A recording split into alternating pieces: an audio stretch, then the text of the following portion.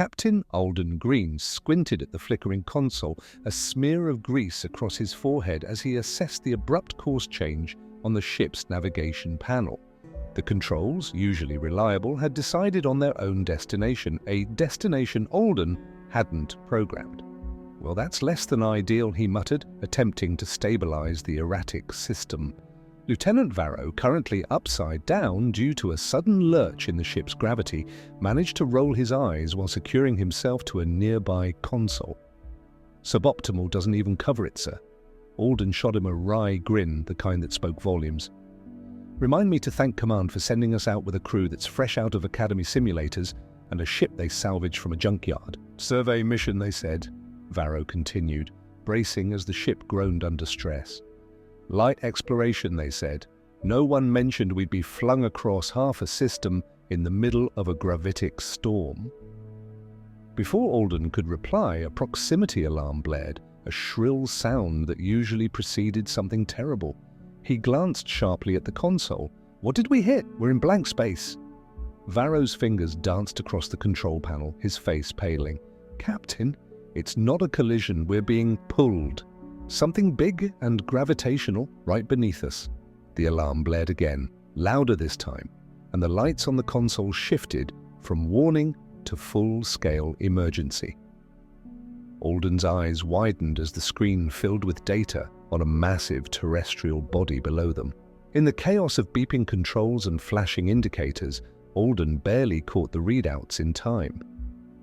"That's a planet. How in the stars did we miss it?" Their attempts to pull up were futile, and with each passing moment the gravitational pull grew stronger, tugging the ship into an unavoidable descent. The ship shuddered violently as the engines fought to keep it steady, but the alien planet's gravity was relentless, dragging them toward its surface. "Brace for impact!" Alden shouted, grabbing hold of the nearest panel as they plummeted toward the planet. The landing was a blur, a cacophony of flashing lights, rattling metal, and emergency sirens. When they finally came to a bone-jarring halt, silence draped over the battered ship. Smoke curled from the control panels, and the hull hissed as it cooled from the brutal entry. Alden, slowly pulling himself up, shot a glance at Varrow.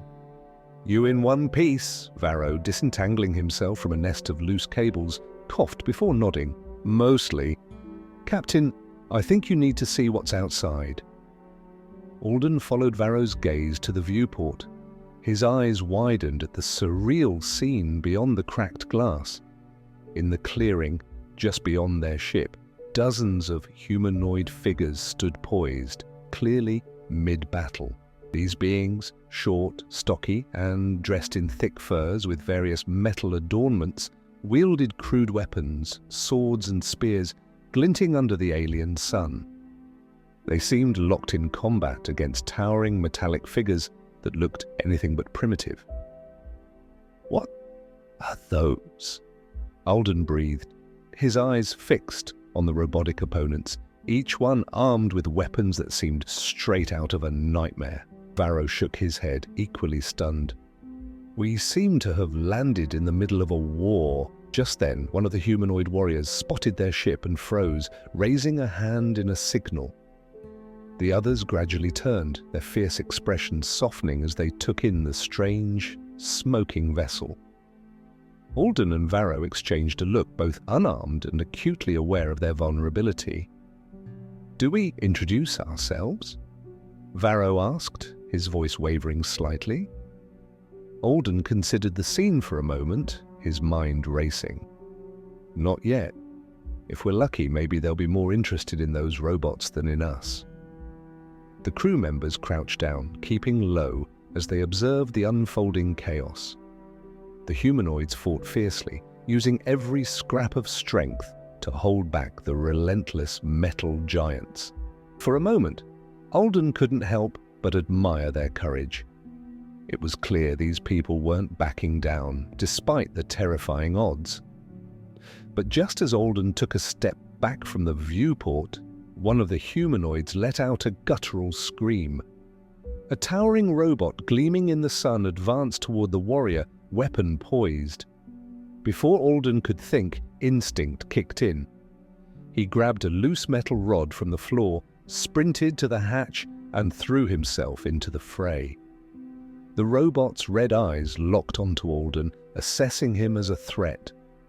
But Alden didn't flinch. In one powerful swing, he slammed the metal rod against the machine's side, causing it to stumble.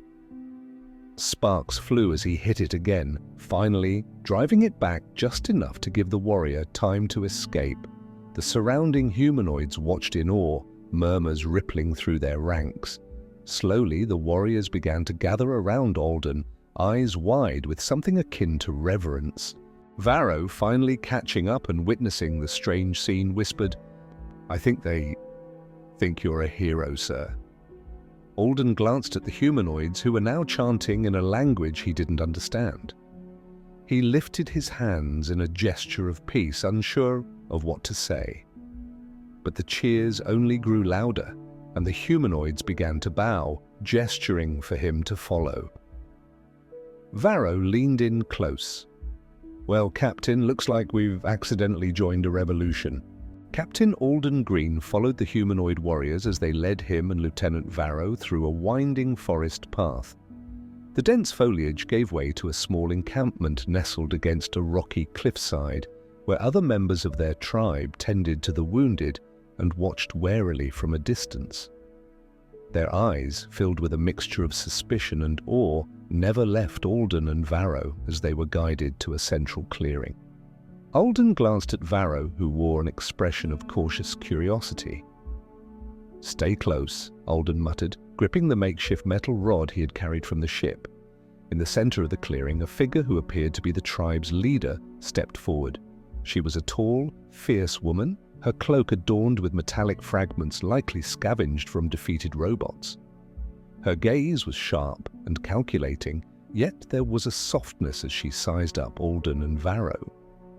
Varrow leaned in and whispered, "If I'm not mistaken, they're treating us like allies, maybe even something more." The leader spoke in her language, a series of guttural sounds and clicks. But even without understanding the words, Alden could sense her gratitude. She gestured to the broken robots scattered around the camp, a proud smile crossing her face, as she motioned toward a young warrior holding a makeshift trophy, a robotic arm crudely decorated with colorful scraps of cloth. Varrow chuckled under his breath. "These people are using the remnants of the machines they've taken down as symbols. It's like each victory is celebrated." Alden nodded. "They're fighting a battle. They know they shouldn't win, but they keep fighting anyway." The leader took a step closer to Alden, looking him in the eye with an intensity that spoke volumes. She pointed to the broken robot arm, then to Alden's ship, and finally to him as if to ask, "Are you here to fight with us?" Alden hesitated, feeling the weight of their expectations pressing on him.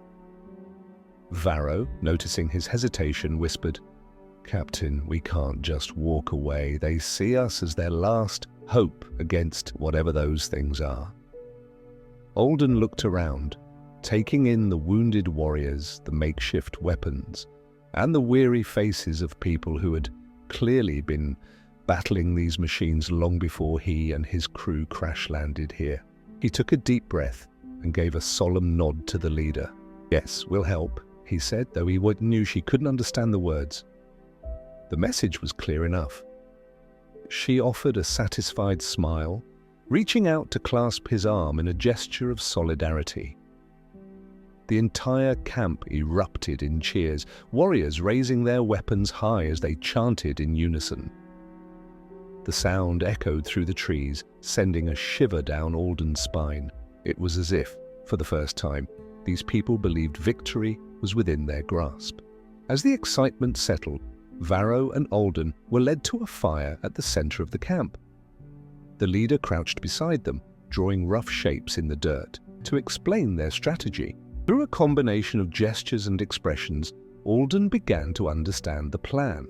An ambush on one of the machine patrol routes. If they could take down one of the smaller squads, it would send a message to the larger forces. Alden met Varrow's gaze. If we're going to do this, we'll need to give them a fighting chance. Those spears won't do much against metal. Varrow nodded thoughtfully. Our ship's fusion core might have enough charge left to power up a few of our own weapons. We could jury-rig something. Alden turned to the leader and gestured back toward the ship. She nodded, giving him permission to return. As they stood to leave, she grasped his arm again and spoke a single word. Vara. She touched her chest and then repeated, Vara. Varrow raised an eyebrow. I think that's her name. Alden nodded. And now, we know who we're fighting beside. Back at the ship, Alden and Varrow rummaged through what little equipment had survived the crash. They managed to salvage a few pieces of weaponry and hastily modified them to work with the limited power they had left. When they returned to the camp, they showed Vara and her warriors how to use the devices, basic blasters with just enough energy for short bursts. The warriors watched, eyes wide, as the first shot blasted a tree branch clean off its trunk. Vara grinned, a fierce light in her eyes. She barked orders to her warriors, and soon they were all practicing with the newfound weapons, adapting quickly to the strange technology. As the sun dipped below the horizon, casting an eerie glow over the camp, Vara approached Alden and Varrow.